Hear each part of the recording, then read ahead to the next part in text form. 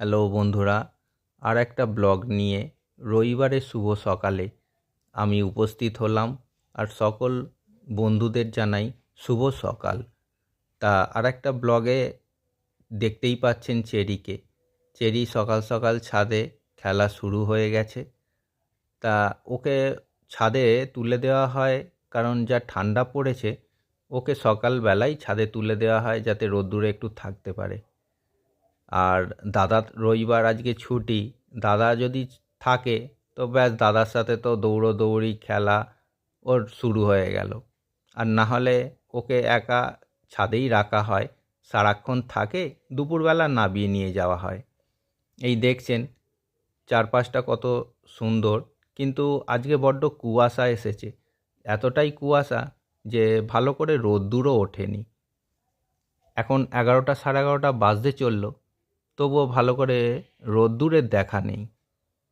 আর ওর মন পড়ে রয়েছে কখন আমি নিচে যাব।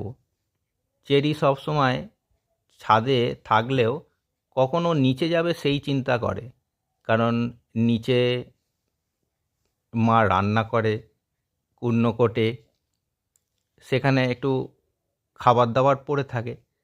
তা সেইগুলো ও গিয়ে বদমাইশি করে, মুখ দিয়ে কাটবে, খেলবে, খাবে। তা সেইখানে অনেক কিছু ওর সুবিধে হয়। তা এই দেখছেন দোপাটি গাছ, এটা আমি আমার নিজের হাতে বসানো, খুব সুন্দর হয়েছে, খুব ভালো ফুলও এসেছে। এত ভালো ফুল এসেছে, কিন্তু একটাই দুর্ভাগ্য যে আমার দুটোই সাদা রং হয়েছে। তা আমার ইচ্ছে যে আর একটা রঙিন বসানোর, একটা রঙিন বসাবো, একটা নয় আমি দুটো বসাবো। আমার খুব ইচ্ছে। দোপাটি সুন্দর হয়, এই শীতকালে এত ভালো হয়। আর তার সঙ্গে একটা তুলসী গাছও বসিয়েছি, তুলসী গাছটা খুব সুন্দর ধরেছে। এই গাছগুলোকে নিচে রাখলে একটাই অসুবিধে, একটু যদি রোদ্দুরে দিই, এ চেরি যদি ছাদে থাকে ও কিন্তু কেটে দেয়, পাতা কেটে দেবে, এ গাছের ডান্ডিগুলো কেটে দেবে। এই জন্যই ওপরে রাখা হয়েছে গাছগুলোকে। তা আপনারা চলুন, আজকে আমরা আর এক জায়গায় যাব। সকালবেলা থেকে ব্লগ শুরু করলাম, আপনাদের আর এক জায়গায় যাব, সেটা আপনাদের পরে বলছি। চলুন আস্তে আস্তে দেখাবো কোথায় যাচ্ছি। এই আমরা বেরিয়ে পড়লাম, চলুন দেখাচ্ছি কোথায় যাব। এই আমরা চলে এলাম। আজকে ছেলের 10 বছরের ইঞ্জেকশান আছে। ডাক্তারবাবুর কাছে চলে এসেছি। আর ডাক্তারবাবু ওকে ছোট থেকেই দেখছে, তাই ওকে সবই জানে, ওর ব্যাপারে সবই চেনে, তাই কোনো চিন্তা ভাবনার নেই। তা ও একটু ভয়ে আছে যে আজকে একটা ইঞ্জেকশান কতটা লাগবে, কি হবে, সেই জন্য বারবার পেছনে তাকাচ্ছে।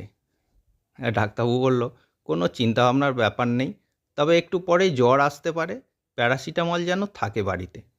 এখনও কিছু হয়নি, এইবার দেওয়া শুরু হবে ইঞ্জেকশান। এই ব্যবস্থা হচ্ছে, চলুন আস্তে আস্তে দেখাই কি হচ্ছে। এই ডাক্তারবাবু দেবেন ইঞ্জেকশান,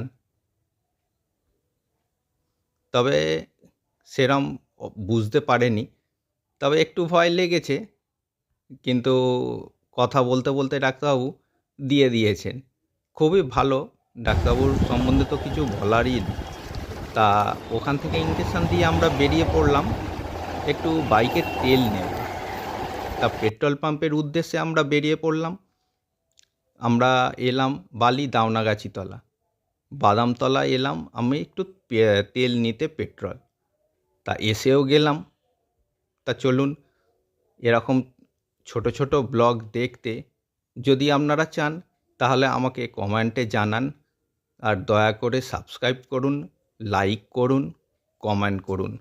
আর এরকম চেরির ছোট ছোট ব্লগ বা শর্ট দেখতে যদি আপনারা ভালো লাগে তাহলে আমাকে লাইক দিয়ে একটু উৎসাহ দেবেন।